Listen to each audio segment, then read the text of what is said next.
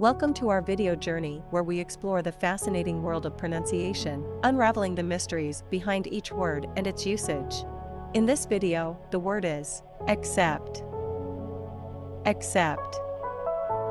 Accept. Accept is a verb that means to receive or agree to something that is offered, given, or presented. It signifies the act of approving or acknowledging something. Here are some examples. Example number 1. The school board will accept applications for the scholarship program until the end of the month. Why accept is used in example number 1. Accept is used to indicate that the school board will receive applications for the scholarship program.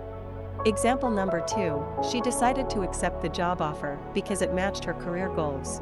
Why accept is used in example number 2. Accept is used to describe the action of agreeing to the job offer.